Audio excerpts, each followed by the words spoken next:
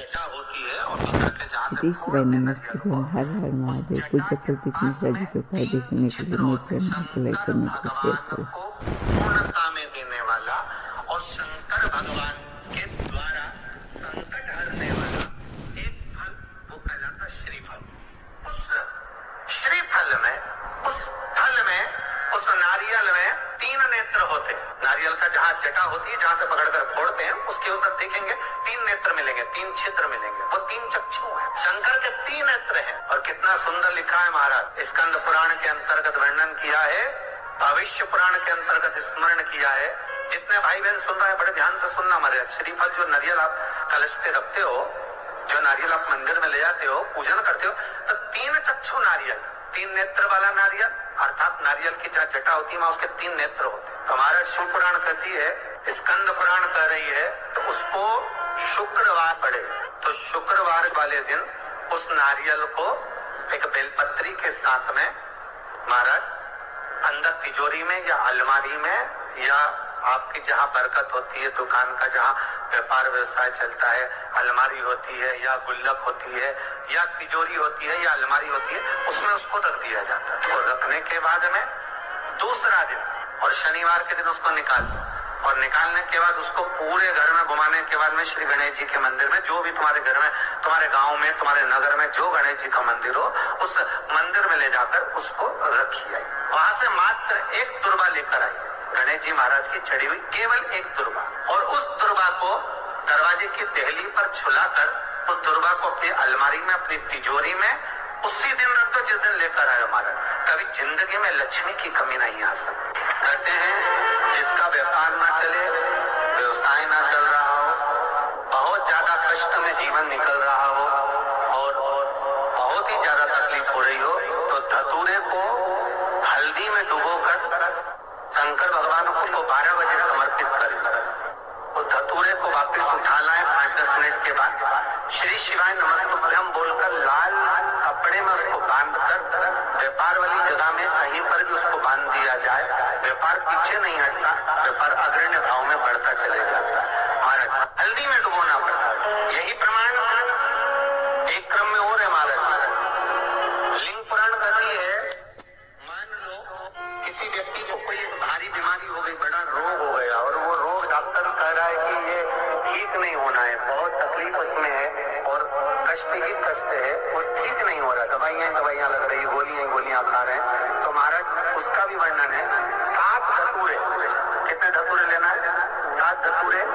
7 धतूरे लेकर एक धतूरे में मूली, लच्छा, नाड़ा लपेट कर, चंद्रमौली भगवान का स्मरण कर उस मूली को लपेट कर 6 धतूरे में हल्दी लगाकर शंकर भगवान की जो जलाधारी है। श्री शिवाय नमस्ते बहन। हर हर महादेव। पूज्य प्रदीप मिश्रा जी ने पूर्णिमा के बहुत अच्छे और अचूक उपाय बताए हैं श्रीफल के। अगर आप भी चाहते हैं कि ये उपाय करें और अपनी मनोकामना पूरी करें, तो उसके लिए मेरे चैनल को लाइक, कमेंट और शेयर जरूर करें। मेरा चैनल है धार्मिक वीडियो। जलाधारी में आपको पहले भी वर्णन किया है। शंकर भगवान का ये शिवलिंग है, ये जलाधारी है, ये भगवान का जल निकलने का स्रोत, चरणारविंद का भाव। शिवलिंग जहाँ रखा हुआ है, ये पार्वती जी का हस्त कमल, जो ये गोल भाग है, ये पार्वती का हस्त कमल, जहाँ शिवलिंग रखा है। जहाँ से जल नीचे गिरता है उसके सीधे भाग में श्री गणेश जी महाराज का स्थान है, उसके उल्टे भाग में श्री कार्तिकेय जी का स्थान है। जलाधारी के सामने एक मोटी सी लाइन होती है, कहीं सांप बना होता है, कहीं स्थान बना होता है। जो मोटी सी लाइन है, ये शंकर भगवान की सबसे छोटी लड़की अशोक सुंदरी का स्थान है। जलाधारी के ऊपर जो 3 टेकी लगी है, ये भृगु ऋषि का भृंगी गण का स्थान है। इसके ऊपर जो कलश है, कलश में जो पानी भरा जाता है, वो पानी जो बूंद बूंद नीचे गिरता है, ये शंकर भगवान की 5 लड़कियों का स्थान है। जया, विषहरा, सामरीबारी, धोतली और देव, ये 5 लड़कियों का स्थान। शंकर भगवान का संपूर्ण परिवार शिवलिंग के सामने से, जहाँ से जल चालू होता है गिरने के लिए नीचे की ओर जब जल जाता है, उस स्थान पर भगवान शंकर के सारे गणों का स्थान है। फिर जब जल बहकर सामने की ओर जाता है, जितनी दूर तक जल जाता है उतनी दूर तक भगवान शंकर के उस जल भाग को ग्रहण करने के लिए 33 कोटि देवताओं का स्थान है।